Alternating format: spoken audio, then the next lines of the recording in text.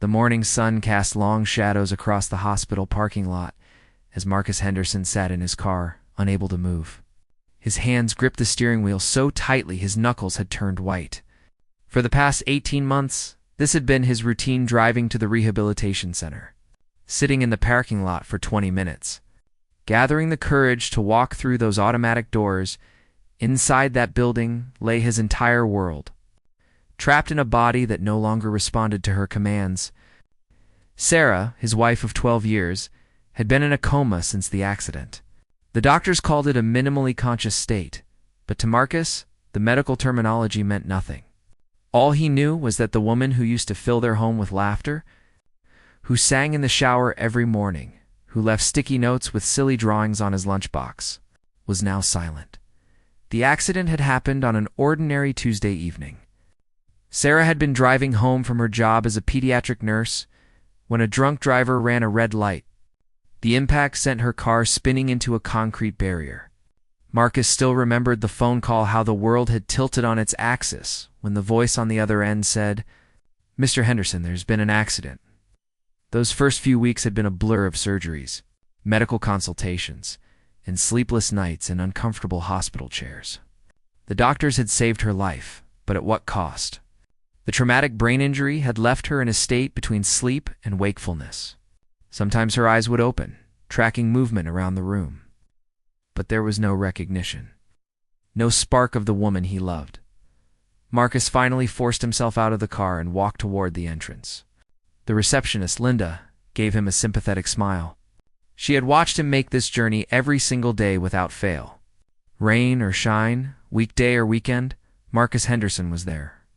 "Good morning, Mr. Henderson," Linda said softly. "She had a peaceful night," Marcus nodded, unable to trust his voice. He made his way down the familiar corridor, past rooms filled with other families living their own versions of heartbreak. The smell of disinfectant mixed with cafeteria food no longer bothered him. It had become the scent of his new normal. Room 214. He paused at the doorway, as he always did, preparing himself for the sight that still broke his heart every single time. Sarah lay propped up in bed, her dark hair carefully brushed. He made sure the nurses did that every day. Her eyes were closed, her face peaceful, but empty of expression. "Good morning, beautiful," Marcus whispered, settling into the chair beside her bed. He took her hand, careful of the IV line, and began their daily ritual. "It's Thursday, October 12th. The leaves are starting to turn outside. You'd love it, all those reds and golds you always talked about." He talked to her for hours every day. About everything and nothing. About their friends, about the news, about the TV shows they used to watch together. The doctors said she might be able to hear him, that familiar voices could help. So Marcus became a one-man radio station, broadcasting love and hope into the silence. "Remember our trip to Maine?" he continued, gently massaging her fingers. "You made us stop at every lighthouse? I pretended to be annoyed, but secretly I loved watching you take all those photos. I still have them on my phone. Sometimes I scroll through them at night when I can't sleep." Truth was, he rarely slept anymore. Their house felt too big, too empty without her. Her coffee mug still sat on the kitchen counter where she'd left it that morning. Her running shoes were by the door. Her side of the closet remained untouched, clothes hanging exactly as she'd left them. Friends and family had tried to help at first. His mother brought casseroles. Her sister Emma visited every week for the first few months. His brother Jake offered to stay with him. But as the months dragged on and Sarah showed no signs of improvement, the visits became less frequent. People had their own lives to live. They couldn't understand what it was like to be suspended in this horrible limbo, unable to grieve properly because she was still alive, unable to hope because the doctors kept managing expectations. "Mrs. Patterson asked about you yesterday," Marcus continued, referring to their elderly neighbor. "She's still trying to get her cat out of that tree. I told her you'd have had Mr. Whiskers down in 5 minutes flat. You always were better with animals than me." Sometimes Sarah's eyes would flutter open during his monologues. The doctors called it eye-opening without awareness, just another reflexive response.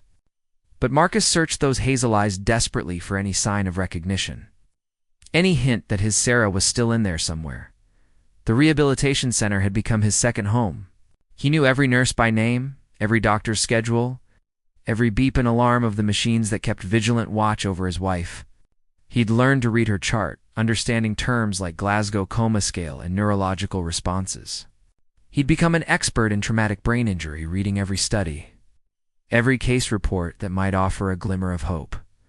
Dr. Rebecca Martinez, Sarah's primary physician, was honest but kind. She never gave false hope, but she also never told him to give up. "The brain is mysterious," she would say. "We've seen miracles, but we've also seen, well, we just don't know." Marcus had set up a routine to give structure to his days. Morning visit from 7 a.m. to noon. Drive to work. His boss had been understanding, allowing him to work part-time. Afternoon visit from 5 p.m. to 9 p.m. Then home to an empty house where he'd eat a frozen dinner and fall asleep on the couch. TV droning in the background because the silence was unbearable. Weekends were harder. Without work to break up the day, he spent 12, sometimes 14 hours at the rehabilitation center.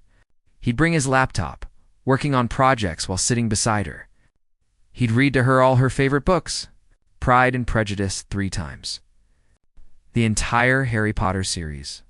Poetry by Mary Oliver that she'd loved. "Your mother called yesterday," Marcus said, his voice catching slightly. "She wanted to visit this weekend, but I told her, maybe next week. I know that's wrong. I know I should let her come. But she cries every time, and I just... ... I can't handle anyone else's grief right now." Is that selfish? He'd started talking to her about his struggles more openly as the months passed. The therapist the hospital had recommended said it was healthy, that he needed to process his emotions. But Marcus wasn't sure anything about this situation could be called healthy. The financial strain was becoming real. Insurance covered the basics, but Sarah's care was expensive. He'd already dipped heavily into their savings, the money they'd been setting aside for the house renovation. For the trip to Europe, they'd planned for their 15th anniversary. For the children they've talked about having, all those dreams felt like they belonged to different people now, a different life that had ended on that Tuesday evening. "I sold my motorcycle yesterday," he admitted quietly. "I know you hated that thing anyway. Called it a death trap. Ironic, right?" His laugh was bitter. "Got a decent price for it. That'll cover another 2 months of the good physical therapy." Physical therapy was important, the doctors said. Even though Sarah couldn't actively participate, the passive movements helped prevent muscle atrophy, kept her joints flexible. Marcus had learned to do some of the exercises himself, gently moving her arms and legs, all the while talking to her about their future. "When you wake up," he'd say, "because it was always when, never if, we're going to take that dance class you wanted. Remember? You had that Groupon for salsa lessons? I promise I'll try not to step on your toes too much." The other families in the rehabilitation center had become a strange sort of community. They'd nod to each other in the hallways, share knowing looks in the cafeteria. Sometimes they'd talk, swapping stories and tips. There was Janet, whose son had been in a motorcycle accident. Robert, whose wife had suffered an aneurysm. Teresa, whose daughter had overdosed. All of them caught in the same agonizing weight. Marcus had watched some of them face the impossible decision to let go. He'd seen the grief counselors arrive, the family meetings, the quiet sobs in the hallway. He couldn't imagine making that choice. How could he give up on the woman who'd never given up on anything in her life? "I dream about you," he whispered, leaning closer. "Every night. In my dreams, you're always laughing. Sometimes I wake up and for just a second I forget. I reach for you, and then..." Couldn't finish the sentence. The nurses changed shifts at 3 p.m. Kelly, the afternoon nurse, was his favorite. She talked to Sarah like she was fully present, updating her on hospital gossip and her own life drama. "Your husband's here again, Sarah," Kelly would say brightly. "You've got yourself a good one. My ex-husband couldn't even remember to visit me when I had my wisdom teeth out." Marcus appreciated Kelly's approach. So many people talked about Sarah like she wasn't there, lowering their voices, speaking in hushed tones. But Kelly treated her with dignity, always explaining what she was doing, always including her in the conversation. As the sun began to set, casting golden light through the window, Marcus pulled out his phone and scrolled through their photos. "Look at this one," he said, holding the screen where Sarah could see it if she were able. "Our trip to Niagara Falls. You were so excited you made us go on that boat tour 3 times. I was green by the end, but you were radiant." He talked about their beginning, how they'd met at a mutual friend's barbecue. She'd been wearing a sundress with tiny flowers on it, and she'd laughed at his terrible jokes. "I knew I was in trouble the moment you smiled at me," he said. 12 years, and I still got butterflies every time you walked into a room." The rehabilitation center grew quiet as evening approached. The sounds of dinner service echoed down the halls, the clatter of trays and muted conversations. Marcus wasn't hungry. He rarely was anymore. He'd lost 20 pounds since the accident, his clothes hanging loose on his frame. "Emma wants me to see someone," he said, referring to Sarah's sister. "A therapist, she means. She thinks I'm not coping well." But how's anyone supposed to cope with this? What's the healthy response to watching the love of your life slip away in slow motion? He held her hand tighter, feeling the familiar callus on her thumb from years of writing patient charts. Her hands had saved so many children in the pediatric ward. She'd come home with stories of resilient little fighters, of grateful parents, of the small miracles that happened every day. Now he was the one praying for a miracle. "I'm not giving up," he promised, as he did every night before leaving. "You hear me, Sarah Elizabeth Henderson? I'm not giving up on you. We've got too much left to do, too many places to see, too many memories to make. So you take your time, but you come back to me. I'll be right here waiting." He kissed her forehead gently, breathing in the scent of the lavender lotion he'd brought from home, her favorite. Then he gathered his things, preparing for another night in an empty house, another day of waiting tomorrow. As he walked down the hallway, Marcus didn't notice Kelly watching him with tears in her eyes. He didn't see Dr. Martinez making notes in Sarah's chart, didn't hear the whispered conversations between the staff about the devoted husband who never missed a day. He just walked one foot in front of the other, carrying the weight of a love that refused to let go. The 18 months of silence had changed him. The optimistic, easygoing man who used to make Sarah laugh with his silly impressions was gone. In his place was someone harder, more fragile, held together by routine and the thinnest thread of hope. But still he came, still he talked, still he believed that somewhere in the silence she could hear him, because what else was there to do but love her through this? What else was there but to show up day after day and refuse to let their story end like this? The doctors might speak in statistics and probabilities, but Marcus knew something they didn't. He knew the strength of the woman lying in that bed. He knew the power of a love that had already survived distance, doubt, and the ordinary challenges of building a life together. So he would return tomorrow, and the day after, and the day after that. He would keep talking, keep hoping, keep loving her through the silence. Because that's what you do when your whole world is lying in a hospital bed, caught between life and something else. You show up. You hold on.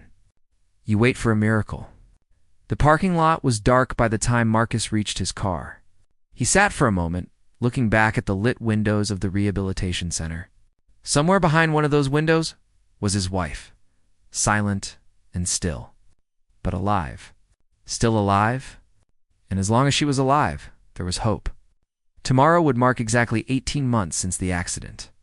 547 days of silence. But Marcus would be there for day 548, and 549, and as many days as it took. Because love didn't understand statistics.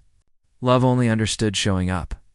He started the car and drove home through empty streets, already counting the hours until he could return.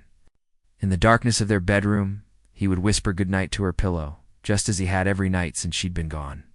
And maybe, just maybe, somewhere in the space between sleep and waking, she would hear him. The rehabilitation center's cafeteria hummed with quiet conversation as Marcus sat across from Dr. Martinez. She had asked for this meeting, and the formal setting made his stomach churn. In 18 months, they'd had dozens of conversations, but always in the hallway or beside Sarah's bed. This felt different. This felt final. "Marcus," Dr. Martinez began, her voice gentle but professional. "I wanted to discuss Sarah's latest assessments." He pushed his untouched coffee cup in circles on the table. The results? Among other things, she pulled out a tablet, swiping through charts and graphs that might as well have been hieroglyphics. There's been no significant change in brain activity. The areas affected by the trauma? She paused, choosing her words carefully. They're not showing the kind of recovery we would hope to see at this stage. Marcus had become fluent in the language of traumatic brain injury. He knew what she wasn't saying. The window for dramatic improvement was closing. Statistics suggested that patients who didn't show significant recovery within the first year rarely did. But Sarah had never been a statistic. She opened her eyes yesterday during physical therapy, he said, grasping for something positive. Kelly said she seemed to track the movement of the therapist's hand. Dr. Martinez nodded patiently. Eye-opening and visual tracking can occur in minimally conscious states without indicating higher cognitive function. I know how hard this is to hear. What are you trying to tell me? Marcus's voice was sharper than he intended. I'm not telling you anything, she said carefully. I'm sharing medical information. What you do with that information is entirely your decision. Sarah's condition is stable. She could remain in this state for years, potentially decades. The question becomes about quality of life, both hers and yours. Marcus stood abruptly, the chair scraping against the floor. I should get back to her. She likes me to be there when they do her afternoon medications. Dr. Martinez didn't try to stop him, but her eyes were sad as she watched him go. He fled the cafeteria, taking the stairs 2 at a time to reach Sarah's floor. His heart was pounding, not from exertion, but from fear. Fear that the doctor was trying to prepare him for a conversation he wasn't ready to have in her room. Sarah lay exactly as he'd left her that morning. The autumn sun slanted through the blinds, creating patterns on her blanket. He collapsed into his chair, reaching for her hand like a lifeline. "Hey, beautiful," he whispered. "Sorry I'm late." Dr. Martinez wanted to chat. You know how she gets serious, and doctor-like. Remember when you used to do that? Put on your serious nurse face when you were telling me to eat more vegetables. He laughed, but it sounded hollow in the quiet room. The machines continued their steady rhythm ventilator, heart monitor, for pump. A mechanical symphony that had become the soundtrack of their lives. I've been thinking about that time we got lost in the mountains, he continued, settling into storytelling mode. You insisted you could read the map, but we ended up on some deer trail. We were so lost, but you just laughed. Said it was an adventure. You made everything an adventure. A knock on the door interrupted him. Emma, Sarah's sister, stood in the doorway holding a small potted orchid. She'd been coming more frequently lately, and Marcus suspected their mother had put her up to it. Hi, Marcus, she said softly. I brought this for her room. Orchids were always her favorite. Purple ones, Marcus added. She said they looked like they were dressed up for a party. Emma placed the pot on the windowsill, adjusting it to catch the light. She looked so much like Sarah, it hurts. Same dark hair, same delicate features. But her eyes held a sadness that Sarah's never had. How are you holding up? Emma asked, settling into the visitor's chair. Fine, he said automatically, then caught her look. Okay, not fine. Dr. Martinez ambushed me with reality today. She's just doing her job, Marcus. She cares about both of you, I know. He rubbed his face, feeling every one of the sleepless nights. I can't think about the alternative. How do you give up on someone who's still breathing? How do you make that choice? Emma reached across Sarah's bed to squeeze his shoulder. It wouldn't be giving up. It would be letting go. There's a difference. Not to me. They sat in silence for a while, watching Sarah's chest rise and fall with mechanical precision. Emma had been there through everything. The initial crisis, the false hopes, the crushing disappointments. She understood the weight of loving someone caught between worlds.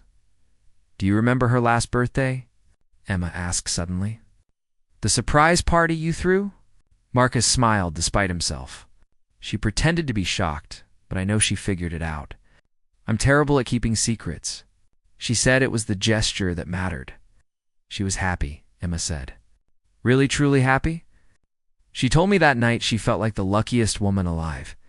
She had you, her dream job, a life full of purpose.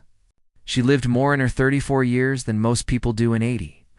Don't, Marcus warned. Don't talk about her in past tense. I'm not. I'm just ... remembering. We're allowed to remember the good times, aren't we? He knew Emma meant well, but every happy memory felt like a betrayal now. How could he smile about the past when their future hung by such a fragile thread? After Emma left, promising to return on the weekend, Marcus pulled out the book he'd been reading to Sarah. They were halfway through The Time Traveler's Wife, which felt cruelly appropriate. A love story about two people separated by circumstances beyond their control. Scar above her left eyebrow from when she'd fallen off her bike at age 7, the way her eyelashes cast shadows on her cheeks. The lips that used to smile so easily, now slack and unresponsive. Your mom wants to have Thanksgiving here, he told her during a break between chapters. In the family room down the hall, she says we should maintain traditions. I don't know how to tell her that nothing about this is traditional. Thanksgiving was 3 weeks away. Their 13th as a married couple.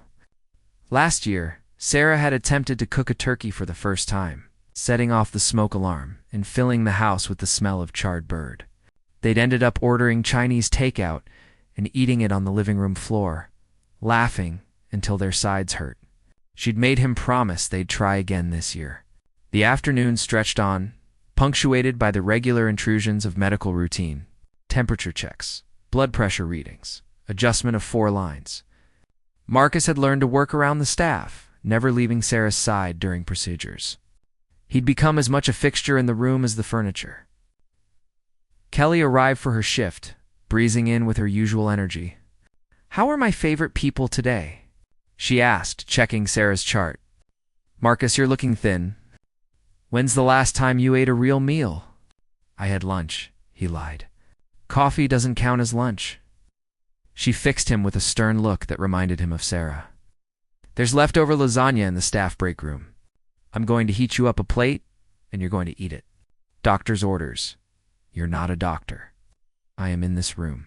Go wash your hands. I'll sit with her." Marcus reluctantly obeyed, knowing Kelly wouldn't back down. In the small bathroom attached to Sarah's room, he caught sight of himself in the mirror and barely recognized the man staring back. When had he gotten so gaunt? When had those lines around his eyes become permanent? He returned to find Kelly adjusting Sarah's pillows, chatting away about her daughter's school play. ... And she's playing a tree. Can you believe it? A tree? She has 3 lines, but she's been practicing them for weeks. I am the mighty oak. That's her favorite one. The lasagna was surprisingly good, and Marcus found himself eating more than he'd intended, while Kelly regaled them with stories from the pediatric ward. She had a gift for making the room feel less like a medical facility and more like a gathering of friends. Sarah would have loved that story about the little boy who insisted on wearing his Superman cape during his MRI, Marcus said, wiping his mouth. She always said kids were braver than adults. She was right, Kelly agreed. Kids don't overthink things. They just face whatever comes with pure courage. We could all learn from them. As evening approached, Kelly excused herself to tend to other patients. Marcus settled back into his routine, pulling out his laptop to work on some freelance coding projects. He'd discovered he could focus better here, with Sarah beside him, than in his empty home office. I'm thinking about selling the house, he said suddenly, surprising himself with the admission. It's too big, too expensive, too full of ghosts. Remember how you wanted to paint the kitchen yellow? I finally understand why. It's too dark in there without you. The words hung in the air, heavy with implications. Selling the house would mean accepting that their life together, at least as they'd known it, was over. It would mean letting go of the future they'd planned in those rooms. I'd get a smaller place, he continued, working through the idea out loud. Closer to here? Maybe one of those apartments near the park? We always said we'd downsize eventually anyway, right? This is just ... sooner than expected. His phone buzzed with a text from his brother. How is she today? Jake asked this every day at 6 p.m. like clockwork. The same, Marcus typed back, his standard response. How are you? Marcus stared at the question for a long moment before typing, Still here? That's not an answer. It's the only one I have. He put the phone away, not wanting to deal with Jake's well-meaning concern. His brother had been pushing him to consider grief counseling, to join a support group, to do something besides live this half-life between the hospital and work. Everyone has opinions, he told Sarah. Your mom thinks I should take a vacation. Emma thinks I should see a therapist. Jake thinks I should join a gym. My mom thinks I should come stay with them for a while. But none of them understand that being here with you is the only thing that makes sense anymore. The rehabilitation center grew quiet as night fell. The sounds that had become so familiar, rolling carts, murmured conversations, the distant ping of elevators, faded into a peaceful hush. This was Marcus's favorite time, when it felt like they were the only two people in the world. He pulled his chair closer to the bed, resting his head next to Sarah's hand. Sometimes he dozed like this, catching fragments of sleep to the rhythm of her breathing. In those moments between waking and sleeping, he could almost pretend they were home in their own bed. That any moment she would stir and stroke his hair and murmur something about him hogging the covers. I had that dream again last night, he whispered into the darkness. The one where you wake up and you can't remember anything about the accident. In the dream, I have to tell you what happened. Watch your face change as you realize how much time has passed. Sometimes I wonder which would be worse, if you never wake up, or if you wake up and don't remember us. A sound made him lift his head. Had she moved? He watched intently, holding his breath. Her fingers twitched slightly, but he'd seen that before. Involuntary muscle spasms, the doctors called it. Nothing more than nervous system misfires. I know you're in there, he said firmly. I know you can hear me. The doctors don't believe it, but I do. You're just taking your time, like you always did. Remember how you'd take forever to get ready for dinner? I'd be standing by the door with the car keys, and you'd say, just 5 more minutes at least 3 times. He smiled at the memory, then felt the familiar stab of grief. Would every happy memory always come with this sharp edge of loss? The night nurse came in for the 10 p.m. check. Marcus barely acknowledged her, lost in his one-sided conversation with his wife.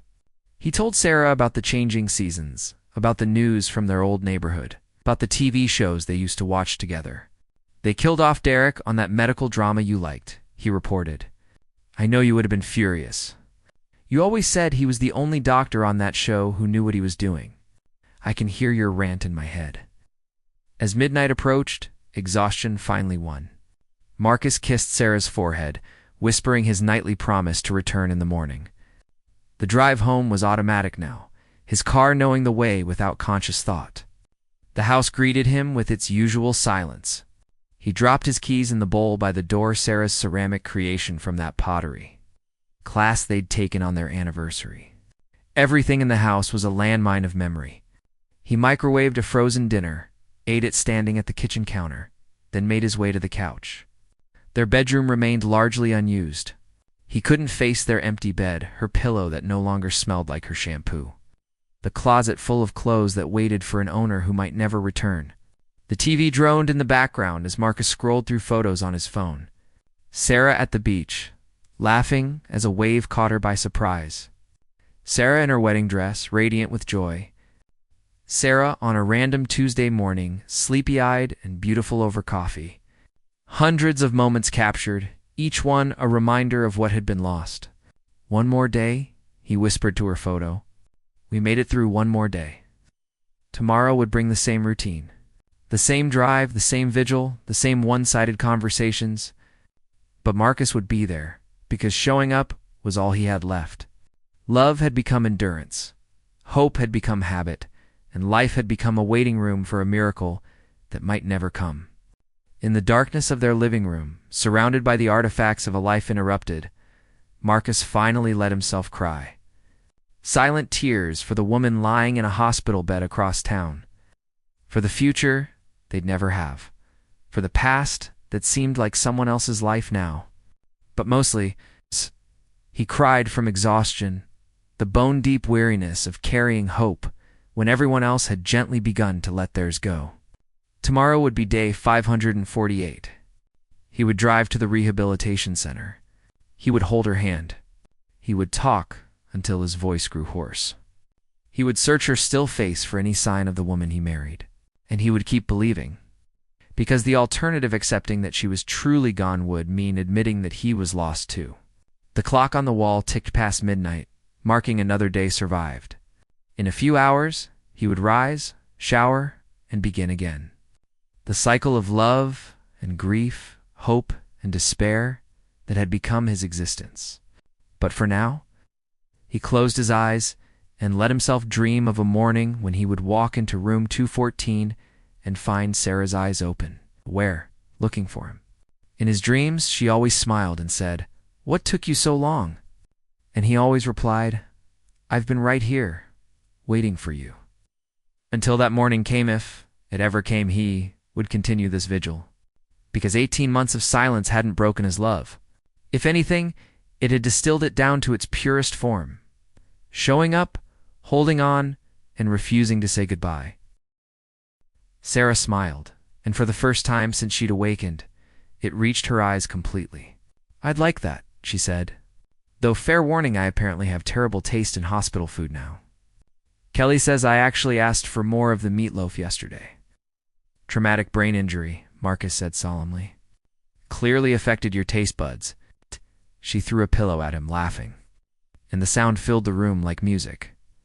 Dr. Martinez projected that Sarah might be ready for outpatient therapy by February. It would mean coming home for good, returning to the rehabilitation center daily for continued treatment. The house would need modifications. Their lives would need restructuring. Nothing would be exactly as it was before. But as Marcus sat beside his wife, watching her work through a crossword puzzle with fierce concentration, he realized he didn't want things to go back to how they were. They'd been given something precious and rare, a second chance. Not to reclaim their old life, but to build a new one. 7 across, Sarah muttered. 8 letters. Recovery of something lost? Retrieval, Marcus suggested. Sarah shook her head, then her face lit up. Reclaim. She penciled it in triumphantly, though I like mine better. 6 letters. Miracle. Outside, snow continued to fall, blanketing the world in fresh white. Inside room 214, 2 people who'd found their way back to each other through 18 months of darkness continued the slow. The silence had been broken. The vigil had ended. Now, finally, life could begin again. Marcus thought about all those months of one-sided conversations, of speaking into what seemed like an endless void. He'd talked about everything and nothing, important things and trivial things, past and future, and the suspended present. But in the end, what had called her back wasn't any specific story or memory. It was simply the constant presence of love, the refusal to let go. The faith that somewhere in the silence she could hear him. "Hey," Sarah said, looking up from her puzzle. "I love you. In case I haven't said it enough since I came back." "I love you too," Marcus replied. "Always have. Always will, even when I couldn't say it back." "Especially then," he said. "Love isn't about what you get back. It's about showing up." Sarah set aside the crossword and reached for his hand. Outside their window, the rehabilitation center's Christmas decorations twinkled in the snowy evening.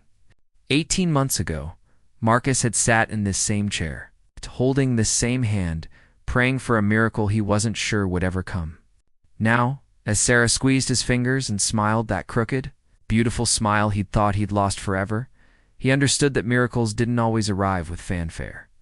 Sometimes they came quietly, word by word, step by step, built from the simple act of refusing to give up on love. "Read to me?" Sarah asked, settling back against her pillows. "Something happy." Marcus reached for the book on her nightstand, a collection of Mary Oliver poetry they'd started the day before. But then he changed his mind. "How about I tell you a story instead?" he offered, about a man who loved his wife so much that he talked to her every day for 18 months, even when she couldn't answer. And about how, when she finally woke up, her voice was the most beautiful sound he'd ever heard. "I like that story," Sarah said softly.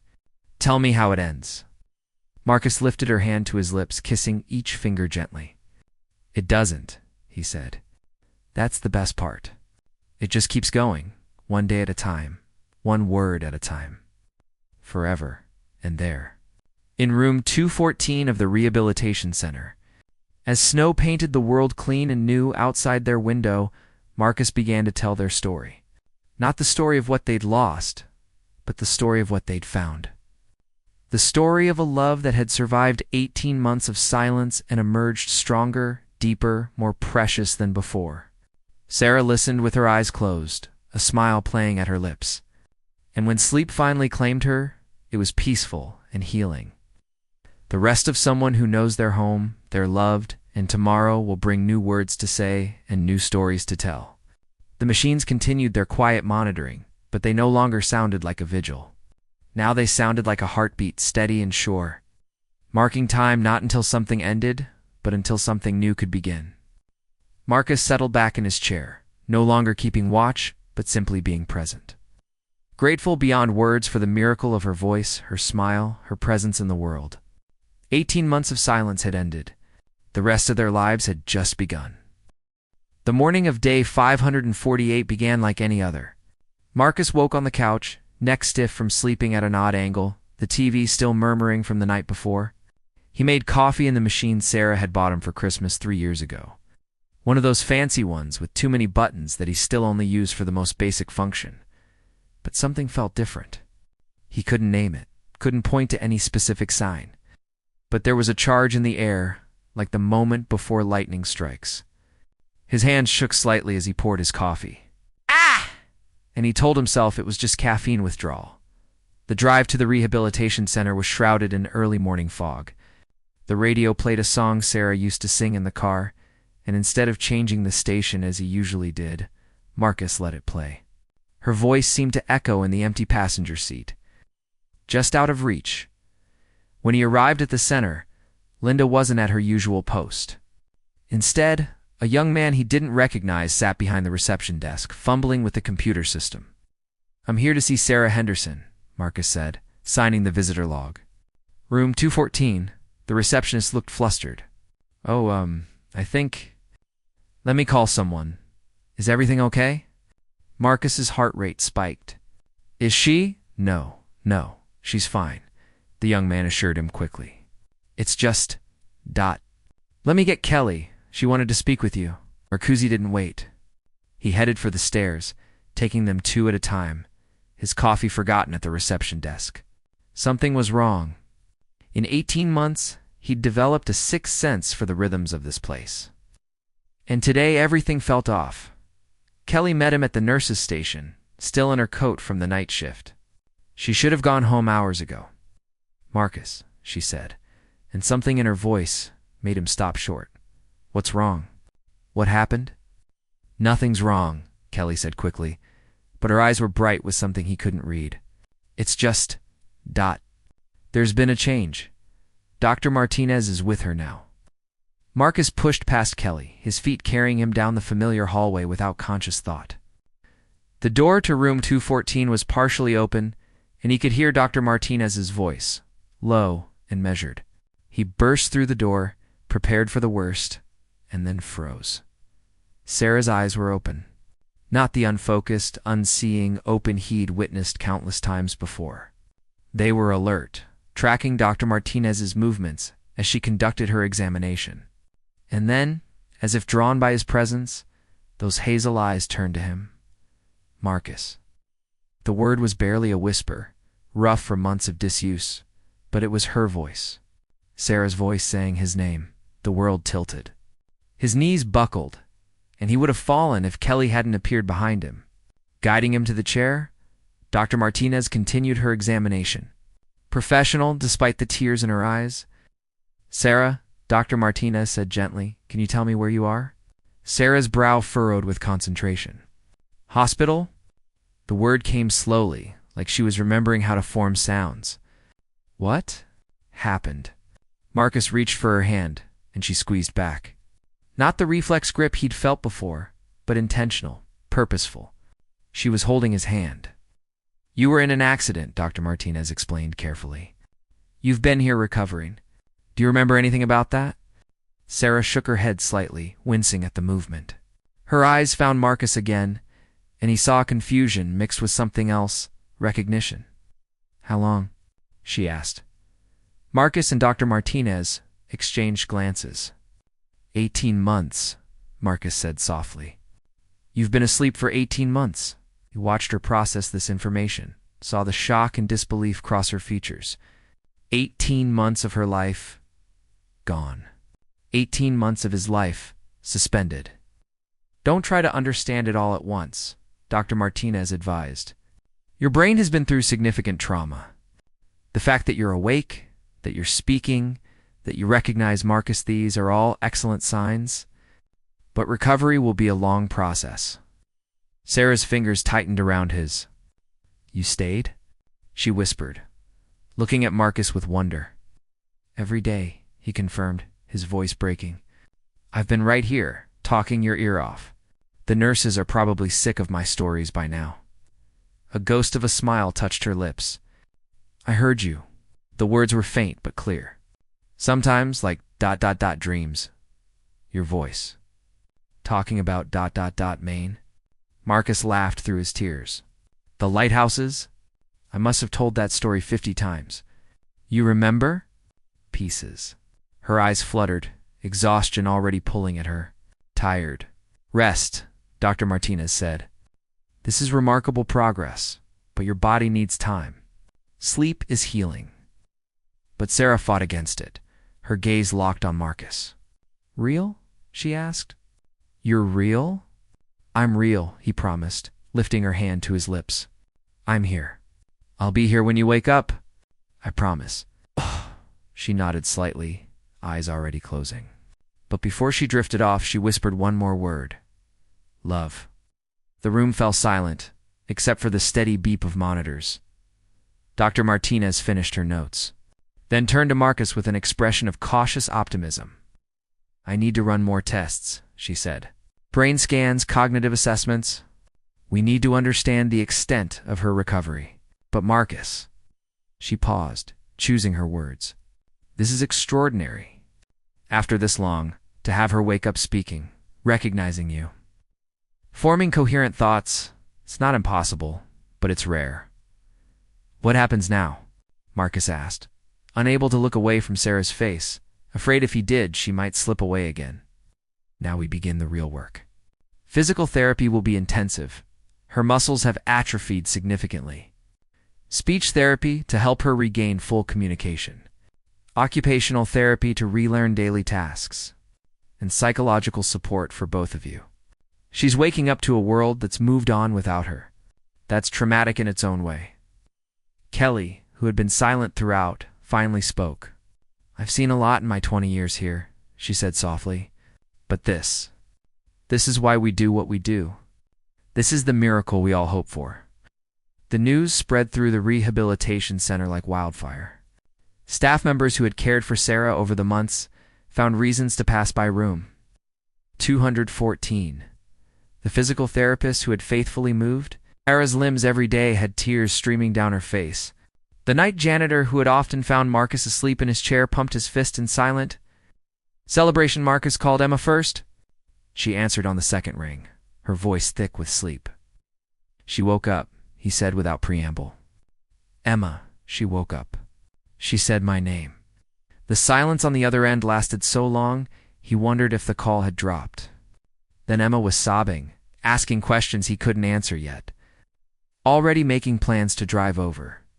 The next call was to Sarah's parents. Her mother's scream of joy probably woke their entire neighborhood.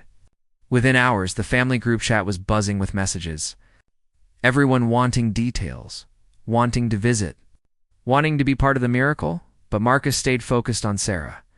She woke and slept in cycles throughout the day, each awakening bringing new awareness. She remembered their wedding day. She didn't remember the accident. She knew she was a nurse. She didn't know what year it was. The memories came in fragments, like a puzzle scattered by the wind. The house, she said during one of her alert periods. Did you paint the kitchen? Marcus laughed, the sound rusty from disuse. No, I couldn't pick a shade of yellow. You know I'm colorblind to subtlety. Hopeless, she murmured, but with fondness. Then, more seriously, my patients? They had to reassign them, he said gently. But the pediatric ward sent cards. Hundreds of them. I have them all at home. Her face crumpled. 18 months. I missed 18 months, Marcus said firmly, tilting her chin up to meet his eyes. You didn't miss them. You were fighting to come back. That's what you were doing all that time, fighting to come back to us? Physical therapy began that afternoon. Just sitting up required enormous effort, leaving Sarah breathless and shaking. The therapist, a patient man named David who had worked with her throughout her coma, was encouraging but realistic. Your body has been still for a long time, he explained. We'll start slowly. Think of it as teaching your muscles to remember their job. Sarah gritted her teeth through the exercises, determination flashing in her eyes. Marcus recognized that looked the same one she'd worn when training for her first marathon and studying for her nursing boards. When facing any challenge life threw at her, Emma arrived just as Sarah was finishing her therapy. The sisters' reunion was tearful, with Emma climbing carefully onto the bed to hold Sarah while they both cried. Marcus stepped out to give them privacy, finding himself in the hallway he'd walked thousands of times. It looked different somehow, brighter, as if someone had turned up the lights. Mr. Henderson. The young receptionist from that morning appeared, looking sheepish. I have your coffee. From this morning. You left it at the desk. Marcus accepted the cold cup with a smile. Thank you. Sorry about rushing past you earlier, are you kidding? The whole place is talking about it. Mrs. Henderson's awake. It's like Christmas came early. Christmas. Marcus realized with a start that it was only 6 weeks away. Last Christmas had been a blur of grief. Spent mostly in this building. This year would be different. When he returned to the room, he found Sarah dozing while Emma held her hand. Emma looked up with red-rimmed eyes. She asked about the accident, Emma whispered. I didn't know what to tell her. The truth? When she's ready, Marcus replied. Dr. Martinez said memories might come back gradually, or not at all. We just have to follow her lead. Over the following days, a routine emerged. Sarah would wake for longer periods, her strength incrementally returning. Speech therapy helped her find her voice again, though she tired quickly from conversation. Marcus learned to read her energy levels, to know when to push and when to let her rest. Tell me about the lighthouses, she requested one afternoon, her speech clearer than the day before. Which story? The one where you made us climb to the top of every single one? Or the one where you tried to convince the keeper to let us spend the night? Both, she said, settling back against her pillows. Tell me all of them. So he did. He told her about the lighthouses, about the 50 times he'd already told the story, about all the one-sided conversations he'd had in this room.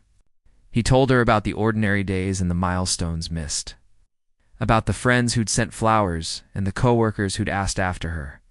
You've kept me alive, Sarah said when he paused. Your voice. Even when I couldn't find my way back, I heard you. You were my lighthouse. The metaphor was so perfectly Sarah that Marcus had to turn away to compose himself. When he looked back, she was studying him with concern. You're so thin, she observed. And tired. You look tired. I'm fine now, he assured her. Now that you're back, I'm fine. But she shook her head. You need to take care of yourself, too. I need you healthy. We have work to do. She was right. The road ahead was long. Dr. Martinez had been frank about the challenges. Sarah might never recover all her memories. Physical rehabilitation could take months or even years. There would be setbacks, frustrations, moments of despair. But there would also be this, Sarah's eyes, aware and alive. Her voice growing stronger each day, her determination, undiminished by the ordeal, and surrounding them, a community of family, friends, and medical professionals who had never given up hope. 2 weeks after she woke, Sarah took her first steps. 3 shuffling movements while supported between Marcus and David, but steps nonetheless. The concentration on her face was fierce, and when she finally sank back into her wheelchair, she was grinning. Did you see that?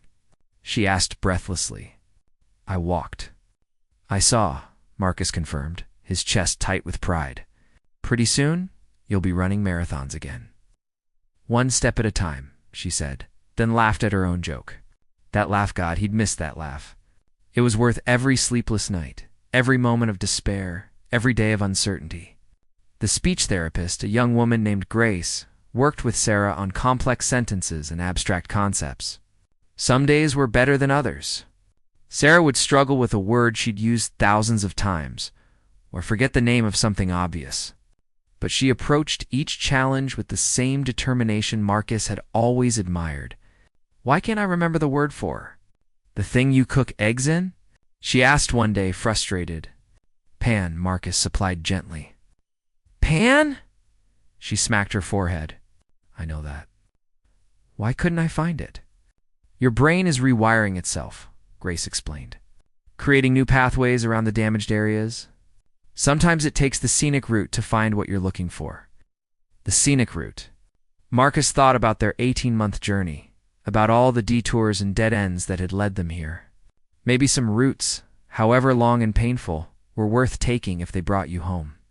Sarah's parents visited daily, her mother fussing over everything from the thread count of the hospital sheets to the nutritional content of the meals. Her father, usually stoic, cried every time Sarah called him Dad. The room filled with flowers, balloons, and cards from well-wishers. It's like a party in here, Kelly observed during one of her shifts. A very slow, medically supervised party. Sarah laughed, then grew thoughtful. All those months, she said to Kelly, you took care of me. Thank you, honey. You were the easiest patient I ever had. No complaints? No call button every 5 minutes? Kelly winked at Marcus. Your husband, on the other hand, asked about 1 million questions. Only 500,000, Marcus protested. As Thanksgiving approached, the debate about where to celebrate became heated. Sarah's mother wanted to host at their house. Emma suggested the rehabilitation center's family room. But Sarah had other ideas. Home, she said firmly during a family meeting. I want to go home. Just for dinner, please. Dr. Martinez was hesitant. Sarah was still in a wheelchair much of the time, still tired easily, still had moments of confusion. But the psychologists on her team advocated for the visit. Familiar environments can aid recovery, she argued, and the psychological benefit of going home, even briefly, could be significant. So plans were made. Marcus spent days preparing the house, making it wheelchair accessible, removing any potential hazards. He finally painted the kitchen yellow, the exact shade Sarah had picked out 2 years ago. He wanted her to come home to something new, something that marked this as a beginning, rather than just a return. The morning of Thanksgiving, Sarah dressed in real clothes for the first time, jeans, and a sweater that hung loose on her diminished frame.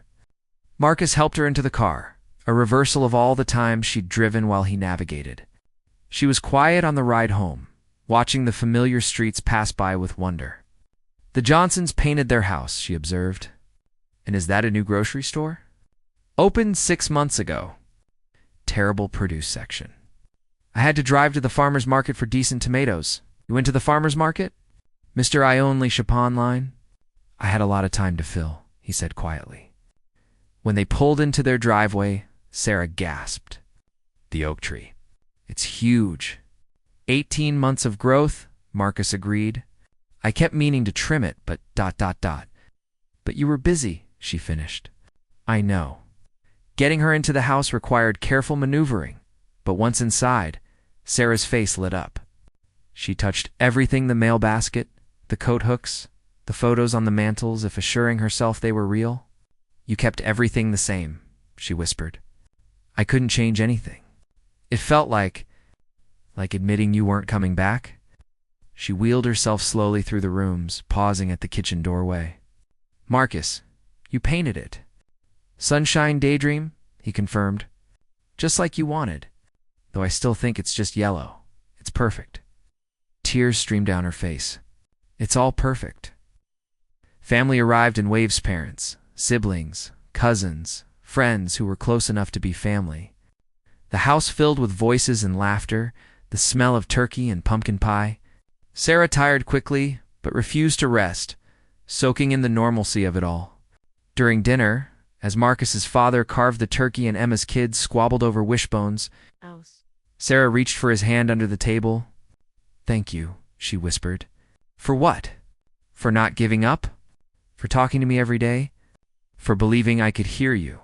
You heard me." Not exactly. But I felt you. Like being lost in the dark and knowing someone's holding a light, even if you can't see it yet. You kept calling me home. Round them, family chattered about ordinary things, work, drama, holiday plans, the unseasonably warm weather. Normal, blessed normal conversation that had nothing to do with medical equipment or recovery statistics. Sarah listened with the wonder of someone hearing music after years of silence. As the evening wound down, exhaustion finally won. Sarah dozed in her wheelchair while relatives cleaned up and said their goodbyes. Marcus knelt beside her, watching her sleep in their home for the first time in over a year and a half. "Ready to go back?" he asked when she stirred. "Not yet," she murmured. "Just a few more minutes of being home?" But home, Marcus realized, wasn't the house. It wasn't the yellow kitchen, or the familiar furniture, or the photos on the walls. Home was her voice saying his name. Home was her hand in his. Home was this moment, imperfect and fragile, but theirs. The drive back to the rehabilitation center was quiet, Sarah's hand resting on his knee as he drove. The building that had been his second home for 18 months looked different now, less like a prison, more like a way station on their journey back to each other. "It could be months more," Sarah said as he helped her back into bed. "The recovery. I might never be exactly who I was before." "I don't need you to be who you were before," Marcus said firmly. "I just need you to be here. Alive. Fighting. Everything else we'll figure out together." She pulled him down for a kiss. Their first real kiss since she'd awakened. It was gentle, tentative, but it tasted like promise. Over the following weeks, progress came in waves. Good days when Sarah walked the entire hallway unassisted. Hard days when words escaped her or memories remained stubbornly out of reach. But through it all, Marcus was there, no longer maintaining a vigil, but actively participating in her recovery. He learned to help with her exercises, to redirect her when frustration threatened to overwhelm. He brought familiar objects from home, her favorite coffee mug, the quilt her grandmother had made, photos from trips they'd taken. Each item was a bridge between who she'd been and who she was becoming. "I'm different," she said one evening as December snow fell outside her window. "I can feel it. I'm not the same person who got in that car 18 months ago." "Neither am I," Marcus admitted. "Maybe that's okay. Maybe we get to fall in love all over again, as the people we are now."